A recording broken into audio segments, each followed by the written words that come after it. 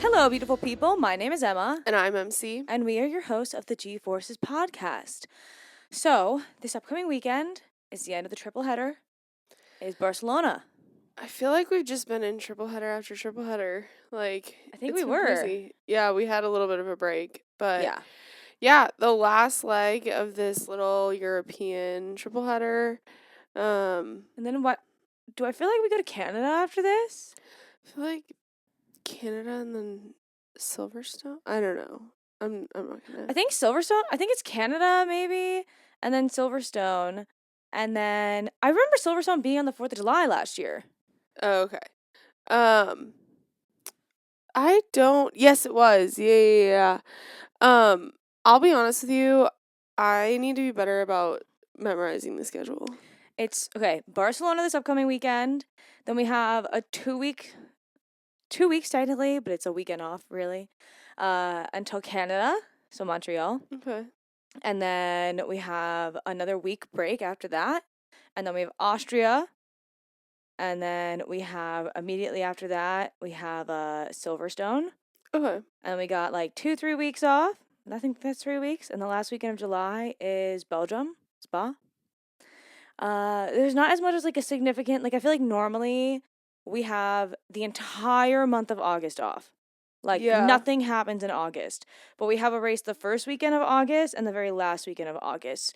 I wonder if they're doing that big gap in July and then a big gap in August to try to make it feel like it's not a gigantic break in the middle of the season, but still giving people time off. Yeah, I'm not sure. It doesn't seem like the typical summer break that we have, but yeah. So, something actually crazy happened it's only been a few hours since we actually filmed the most recent episode, the post Monaco IndyCar episode. Something crazy actually did happen in that time period that I'm going to mention. Let me just pull it up right now. So, there are 3 IndyCars that were in the post-race examination and like the scrutineering type stuff. They did not pass. And it was announced about an hour or 2 ago that they were bumped down to the bottom of the standings of the race results because of that. They're even after people who crashed, which is kind of crazy. So, drum roll, everyone. I'm going to throw up. Gone down from P2 to P31, Marcus Ericsson. I don't know what position he was before this, but P32 is now Kyle Kirkwood. And now, this one I'm actually quite sad about. Down to P33, we have Callum Ilott. Oh. And he was, like, doing pretty well. Damn. Marcus Ericsson. I know. And the guy's, like, scared about his seat. I know. Is he? Yeah, that's what they were saying, at least the pundits. I don't know enough. Like, I don't know if he's just... I know he won in 2022. He won the Indy 500. But I don't know how successful he's been, like, in IndyCar himself. I mean, he's been in IndyCar for a good chunk of years now. So, like, he wasn't the most successful in F1. I think he was far more successful in IndyCar than he was in F1. Yeah, without a doubt. For him to stay this long. Yeah. And I'm sad about Callum Ilott because I think Prema has 2 cars, really. It's Robert Schwartzman, Callum Ilott, and then let me look at the rest of the names. I thought there was a 3rd driver. I think that's it for the Indy 500. Yeah. And so, yeah, I think that's it. So Robert Schwartzman, we obviously know, had that crash and his race was over. And so he ended up in P26, and then now Callum Ilott, who had a pretty decent race, dropped down to P33. So kind of sucks for Prema, especially because they had like a really great start to the weekend. Yeah, I mean, it's their first year, so hopefully they'll take some learning away from this. And they have the money to be doing this and figuring it out. So. They can only go up from here. The part that I find crazy is that the order for them, they dropped behind cars that like literally didn't even start, like Scotty Mac and Marco Andretti. Yeah, that's crazy. Yeah. So yeah, that happened. So because we have Barcelona coming up, we are going to be doing our normal get ready episodes.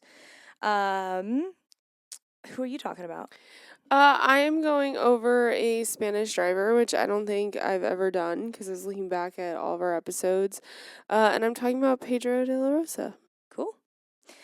I was thinking about doing something about the old San Sebastian race that happened in Spain, but that never actually, I don't believe it actually ever was a Formula One race, technically. It all always happened before 1950.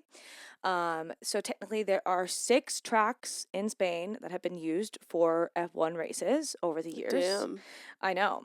And up until 20 years ago, there were 2 races in Spain most of the time. Wow. And then Bernie Ecclestone said there will never be 2 races again in Spain. Why? I don't know. It's Bernie Ecclestone.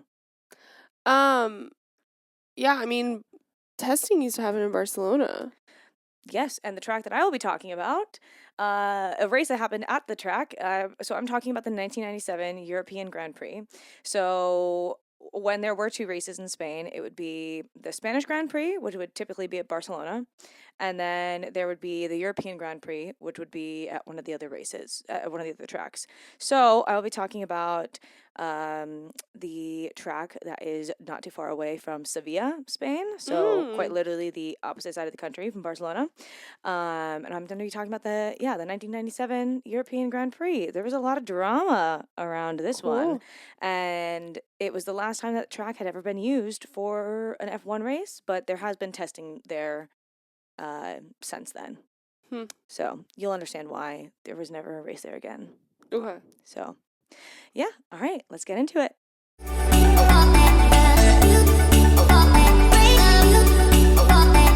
Born in Barcelona, Spain on February 24th, 1971, Pedro didn't have a traditional intro into racing. Pedro de la Rosa started his life in motorsport by racing radio-controlled cars. From everything I could tell, these are the miniature models, like the super nice ones that you control via radio. He did very, very well in this field, winning championships. Didn't realize this was such a serious sport, but So these are like model cars? yeah, but like high end. Yeah, like the ones that like Esteban and Lewis rate. Do you remember that video? Yeah. But I think it's significantly more skill. Yeah. Than anyone it will initially give. I would imagine so. Pedro would be successful and move into the world of karting at the ripe age of 17. Oh my gosh. Much, much later than most drivers. Like a decade later. In the early days in the 1990s, Pedro would race in Spanish Formula Ford and Formula Renault in the UK.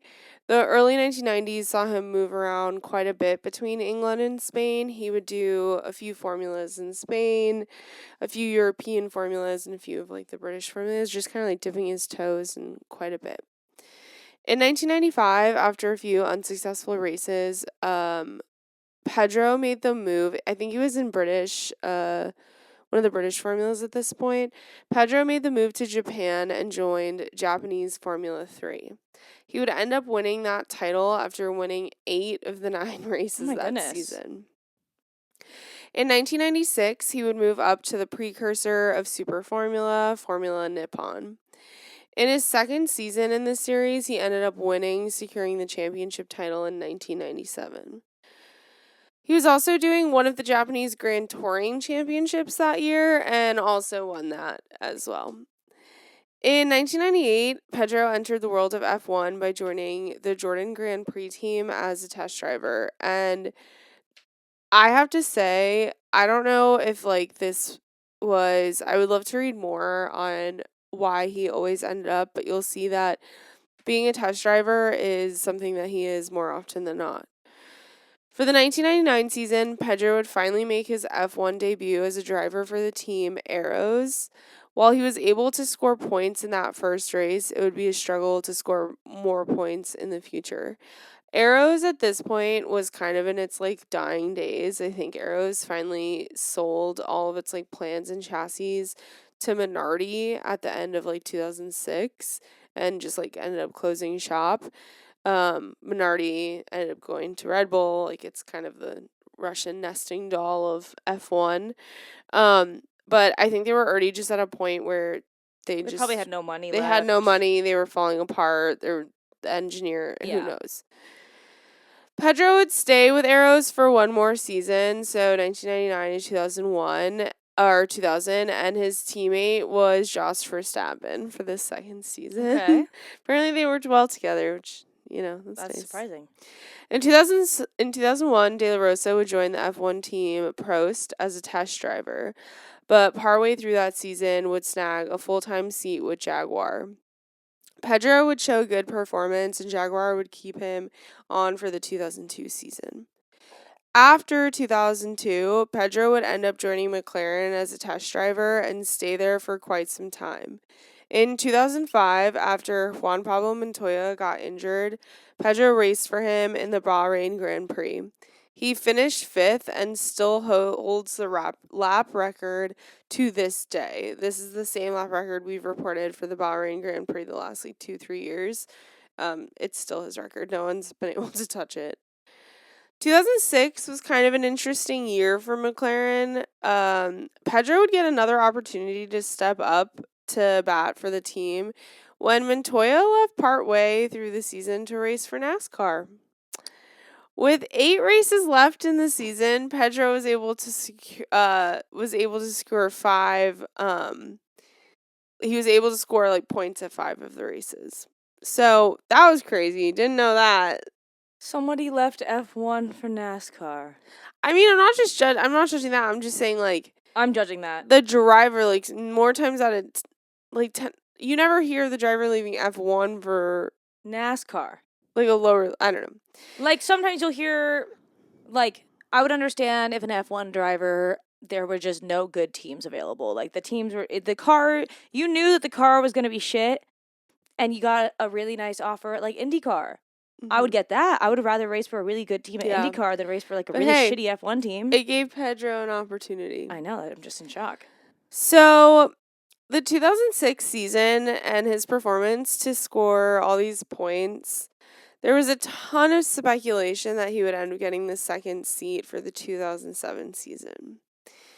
McLaren would end up giving the seat to a young and upcoming driver, Lewis Hamilton. Oh my God. I know. I know. I feel bad for this guy. I feel bad. You got turned over for the GOAT. Pedro would end up continuing being a test driver for McLaren for a few years. In 2008, subsequently, he was elected as the new chairman and president of the GPDA, and he would hold that spot until 2010. I'm also pretty sure at this point he was already holding some crazy records for most amount of laps done because of him being a test driver, him being an F1 driver, him just always be willing to jump into a car. In 2010, Pedro would gain a full-time seat yet again, joining Sauber. Him and his teammate seemed to struggle with the car, and he would eventually get dropped from the team after the Italian Grand Prix. As per usual, Pedro found himself another testing job working with Pirelli since they were returning to F1 in 2011. He did fill in once for Checo Perez when he was unable to race in the 2011 Canadian Grand Prix. For what team? Sauber. Okay, interesting. In 2012, Pedro would join HR Team. This team was described as struggling right off the bat. While Pedro had better performance than his teammate, HR Team would financially fold before the 2013 season, so F1 team that just literally went down the drain. In 2013, he would return to his test driver role, but this time with Ferrari. In the later 2010s and into now, it seems that he has taken on a more of advisor consultant role. He's worked alongside Formula E teams as well as F1 teams like Aston Martin.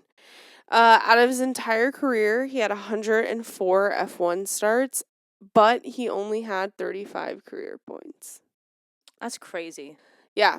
So I think it just like shows you. I mean, this is a guy who, he entered the scene in 1998 and really walked away in 2013. Yeah. So the length of some of these guys that just end up securing like more behind the curtain roles. Sometimes I feel like it gives you it gives you a longer career then. Well, and we've seen it with people like Nico Hulkenberg, who hasn't always been the flashiest, but then also I look at Valtteri Bottas. I even look at Jack Doohan to a degree right now. Well, because you have some drivers like, I love Lewis. And I mean, he's had like the longest career. He's had such a long career, but like when he stops getting if Ferrari were to randomly drop him today, he would not want a test role. driver role. No.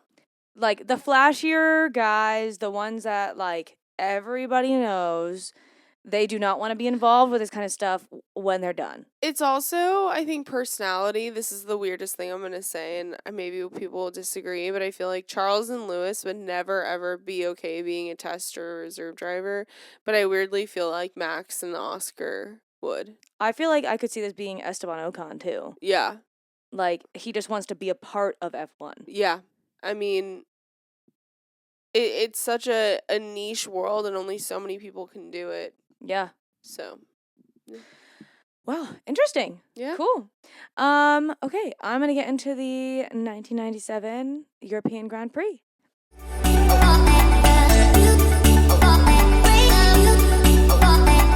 So, the 1997 European Grand Prix took place at the Circuito Permanente de Jerez, España. That's about 90 kilometers south of Sevilla. So if you don't know anything about Spain, that is in southern Spain, in the Andalusia region of Spain. The only country that I know, other than really the US, that I know anything about geographically. Okay, so this was actually originally scheduled to be the Portuguese Grand Prix at the Estoril circuit, which I don't know if I think I've spoken about once before. And it was actually moved, though, to this racetrack because Estoril's management was having financial difficulties, so they could not host a race. It's something we've seen before in the past with like other Grand Prix circuits. I feel like the 80s really hit a lot pretty hard.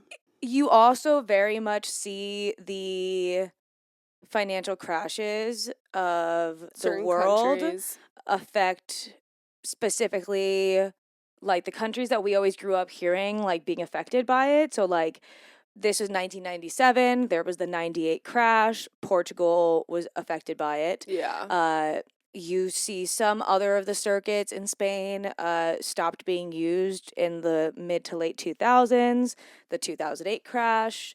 So the financial crash has definitely affected some of these racetracks. So this was the 17th and final race of the season. Michael Schumacher and Ferrari were leading the championship by 1 point going into the race over Jacques Villeneuve, who was driving for Williams. The Ferrari was not even the second best car on the grid. It was solely out of Schumacher's skill. Yeah. But this was like I think this was the first year that Schumacher might have been on Ferrari. I'm not sure, to be frank. Yeah. This was like when he was starting to build Ferrari to be the Schumacher days. So this race was added to the schedule because Renault, who were engine suppliers at the time, this was supposed to be their last race season, which is confusing. Yeah. And the last race of the season was originally supposed to be in Japan, and they didn't want their last race to be in Japan. Okay. I don't know. They didn't elaborate on that one, but figured I'd add that. Okay, so obviously, different time period. There's going to be different structures to how the weekend goes. So there were actually 4 different practice sessions at this point in time. Okay. And the first 2 practice sessions, the Prost driver, Oliver Panis, set the fastest times. And in the last 2 practice sessions, DC, who was driving for McLaren at the time, set the fastest laps. Fun connection. one of our favorite drivers, K-Mag, his dad, I don't know if it's John or Jan Magnuson, was actually a driver on the grid at the time. Oh my gosh. I didn't realize that his dad was a driver, so that's cool. So qualifying was on Saturday, and each driver was allowed to do a maximum of 12 timed laps, with their fastest determining their grid position. For the first time ever, the top three had set the exact same time. Ugh. Jacques Villeneuve, Michael Schumacher, and Heinz-Harald Frentzen. Under the regulations, in the event of drivers setting equal times in qualifying, the order in which the times were set was considered, with the first driver to set the time given precedence. That's bullshit. Is it though? Track Evolution is going to be a lot easier to set a faster time later true. on. Okay, So true, if you true, set it true. earlier on, you're technically faster. Okay, yeah, true. So that meant that pole went to Villeneuve, P2 Schumacher, and P3 goes to Frentzen. Fourth place on the grid went to reigning world champion Damon Hill in his Arrows with a time of 1:21.130, which was only 0.058 seconds behind the time of the top three. So very close qualifying times. We see that kind of qualifying stuff today, but back then it was not as close as it usually is. Hill had actually been on course to get pole position, but had to slow towards the end of the lap because of yellow flags due to an incident involving Ukyo Katayama's Minardi. So yeah, this was actually the last time a pole position went to a Canadian until Lance Stroll in the 2020 Turkish Grand Prix. Damn. Didn't realize that Lance Stroll had a pole position. I knew he'd been on the podium before. You know my thoughts. I don't know anything about him. So also kind of different. During this time, there was a half an hour warm-up session the morning of the race to help teams set up their cars. That's so random. Very strange in today's terms, but I guess what's normal then is normal. So Schumacher had a much better start actually than Villeneuve and got away to the lead by turn 1. Villeneuve had some weird blue liquid come out of his car. Apparently it didn't affect anything, but they said that and I was like, okay, no elaboration. Why are we mentioning this then? Who cares? Okay. Frentzen had a better start than Villeneuve as well and passed him, but the team, because they were on the same team, had ordered him to switch back by lap 8. Team orders. Schumacher made his first pit stop on lap 22, and Villeneuve made his first stop the following lap. Both retained their positions. They weren't able to do anything with that. McLaren swapped positions during this first round of pit stops with DC leading Hakkinen. And then Frentzen had actually dropped behind both of them with the play that they were doing. Villeneuve was less than a second behind Schumacher going into lap 48. Villeneuve broke late and took the inside line at one of the turns and was able to get ahead of Schumacher. So where the drama starts. Schumacher then turned in on him, resulting in a collision with his front right wheel and Villeneuve's left-handed side pod. Commentators rewatched the onboard footage to discover this had actually been a deliberate move by Schumacher. Martin Brundle was already a commentator now. And he said, no. and I quote, "I don't think that didn't work. That didn't work, Michael. You hit the wrong part of him, my friend. I don't think that will cause Villeneuve a problem." So, I'll just keep going. The right front wheel of Schumacher's Ferrari hit the left radiator pod of Villeneuve's Williams. So this was unlike the collision that Schumacher had caused with Hill in the 1994 Australian Grand Prix, where Schumacher had inflicted damage on Hill's suspension. So this isn't the first time he's done this. But this time it actually caused Schumacher to retire. So the damage to the mount caused battery issues on Villeneuve's car, so he was much slower, but he was able to continue to go. There were still 22 laps of the race left, though, when this had happened. So the slower pace of Villeneuve's car meant that on the last lap, he had been caught by both McLarens, Hakkinen having regained a second place from DC under team orders. Villeneuve let the McLarens through, this is a whole drama. We'll get to that later on. And Gerard Berger had actually caught up to him as well on the last lap, but did not pass him. The gap at the end between the two was 0.116 seconds. So I'm guessing that was like a photo finish, probably. Yeah.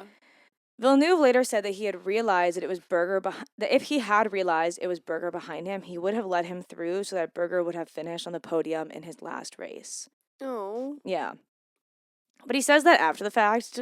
Yeah. When you're in the car, I highly doubt he would do that. Third place, though, meant Villeneuve finished ahead of Schumacher in the Drivers' Championship by 3 points and became world champion. Hakkönen's victory was the first of his career. It also meant that the season ended with Villeneuve and Schumacher never sharing a podium, and they were the first and second in the Drivers' Championship. That's crazy. Yeah. Okay. This is crazy, this stuff. So, our good old friend, Max Mosley. Ugh. If you have listened to us before, you heard us talk about him when we've talked about old races. Max Mosley was the FIA president for quite some time, and before the race started, he actually threatened anyone from influencing the outcome of the championship. He promised penalties if you tried to mess around with things. What is it like? What are they? Anyways, I'm guessing it was quite normal for people to do sus stuff. Yeah, maybe. The FIA deemed the crash a racing incident, like the actual marshals that were there, because as we know, there's different stewards / marshals every single racetrack. Yeah. It's not consistent anywhere. So the ones at the track had deemed it a racing incident and moved on. Well, Schumacher was summoned to a disciplinary hearing by the FIA on November 11th, 1997. It was announced that Schumacher would be disqualified from the 1997 World Championship, which was an unprecedented move that's never happened before. This meant he lost his second place in the overall standings to Frentzen, but he would retain his race victories and other results and would not be fined or face any further punishment in the following season, and Ferrari would remain second in the championship. Schumacher accepted the decision and admitted having made a mistake. Max Mosley stated that the panel concluded that although the actions were deliberate, they were not premeditated. Interesting. Schumacher also had to take part in a road safety campaign during the 1998 season. So Ferrari was really lucky here because they got to keep their place in the Constructors' Championship, because technically Schumacher did win those races. And so the only punishment that Schumacher got was just that he was technically removed from the championship, but his points still counted towards the Constructors' Championship.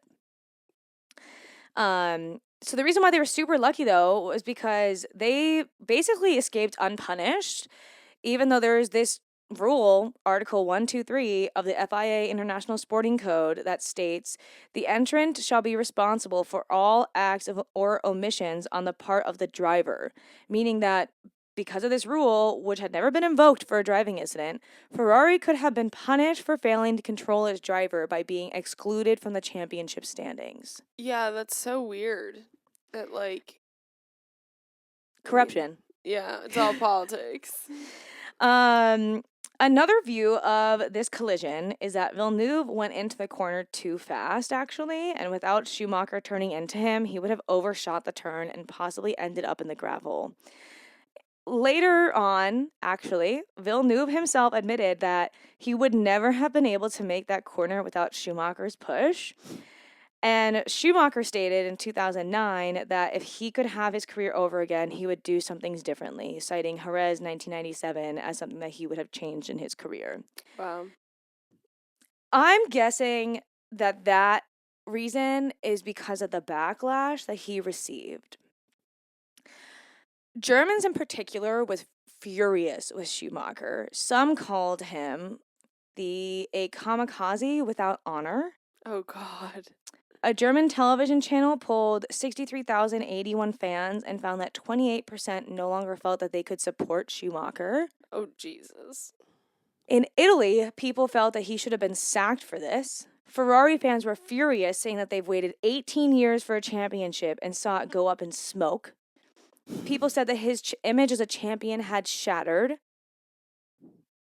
So people were not very happy with Schumacher. Yeah. Kind of understandably, though, like intentionally causing a collision, it's not great bumper look. cars. Yeah, it's not a great look. Yeah.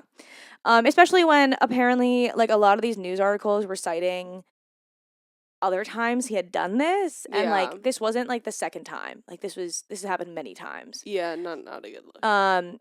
There's also, so one of the reasons why this race had never happened, like a race has never happened at this track again, is because something really weird happened with the mayor of Jerez at the podium ceremony.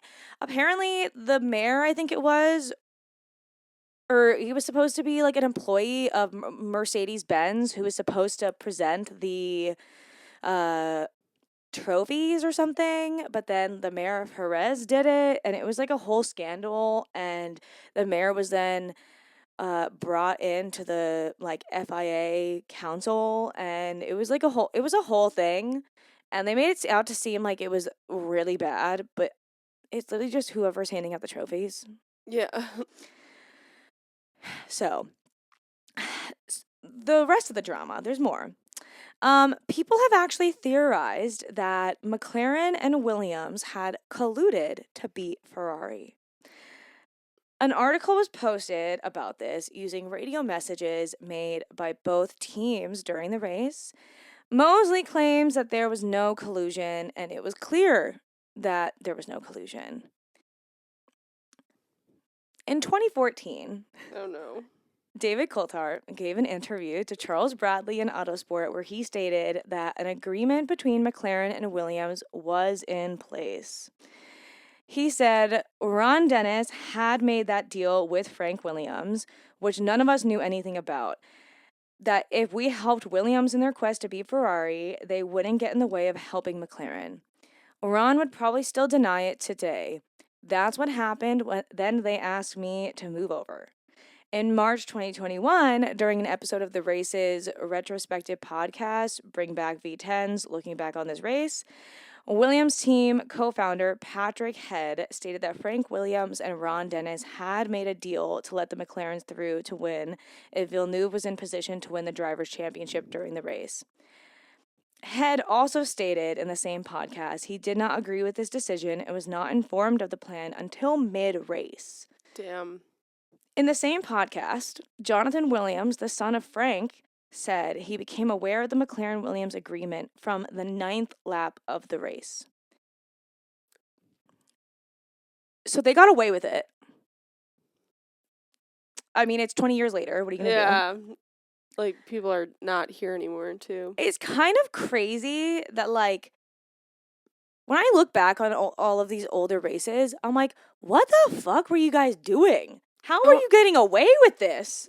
I would also just, like, love to know the environment of the paddock 20 years ago versus now. Like, I just imagine it's, like, everyone running from one office to the other, but obviously I feel like they quite literally had actual spies. Yeah. Like, I know Spygate happened, but, like, I feel like each team had, like, legitimate spies walking around the paddock trying to get information on each other. Crazy. Yeah, it was insane. So, that is everything that happened with the 1997 Grand Prix. Like I said, that was the last track that last race that's ever happened at this track.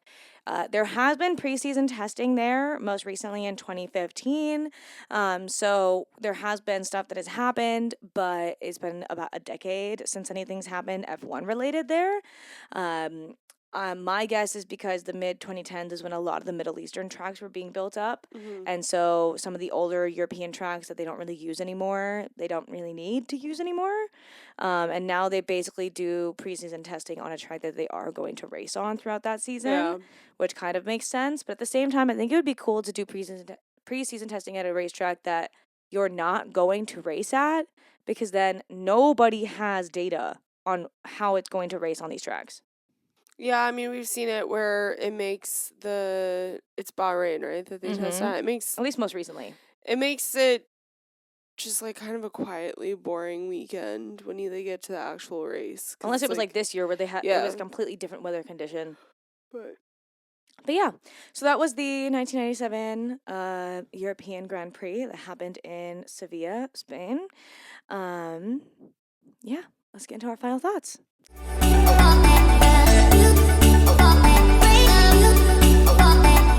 I believe that next year is the last year that Barcelona is technically on the calendar.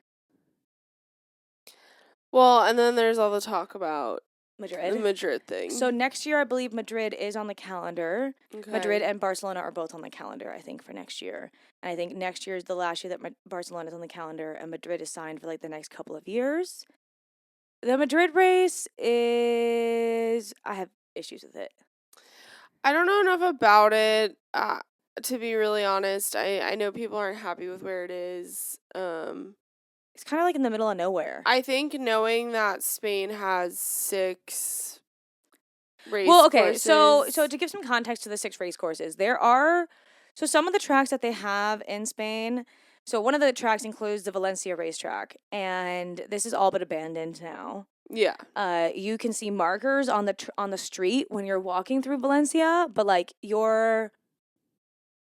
was not upkept whatsoever. Once they stopped using it, it just turned into streets. Okay. So there would be a lot of money that they'd have to put into fixing it up. But would it be more money than building an entire new track?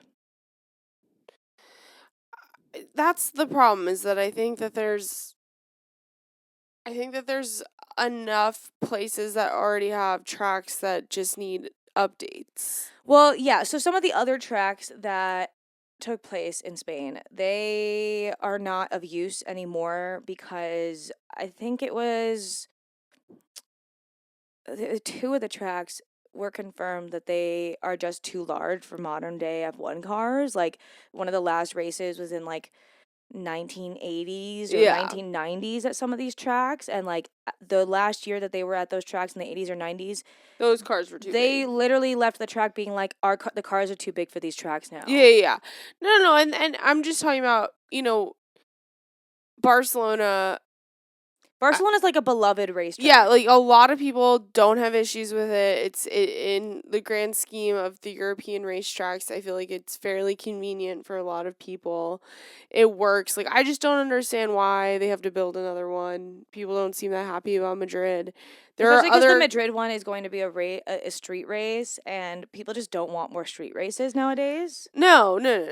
Yeah, but and it's not like Madrid is definitely a bit more of a more spread out city, I'd say. Yeah. But like the city portion, like if you're going to go as a tourist, is like really one section. It's not in that part of the city at all. I mean, that's what typically happens. Yeah.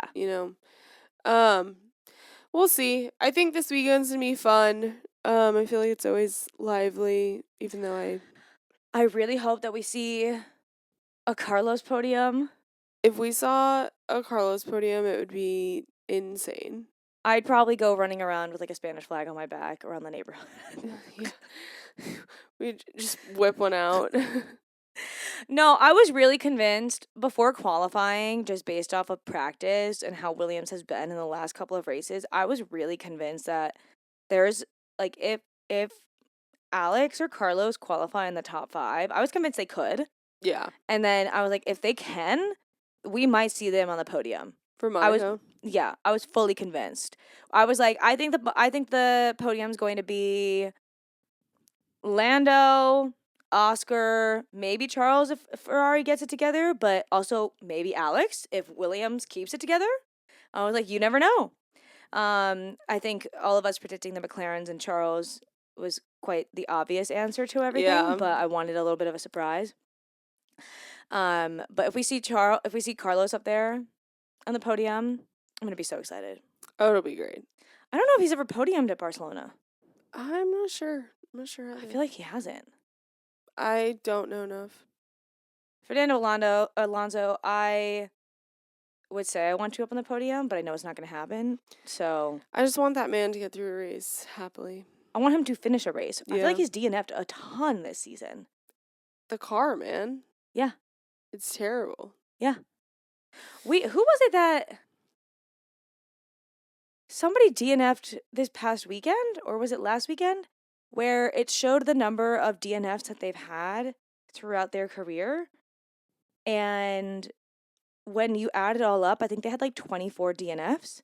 And we were like, oh my gosh, it's a whole season Was he's it basically Esteban? missed. I feel like it was Esteban. I feel like it was He's basically Esteban. missed an entire season Yeah. of racing because of DNFs. I mean, it happens, especially when you're on certain teams. Yeah, that is very true.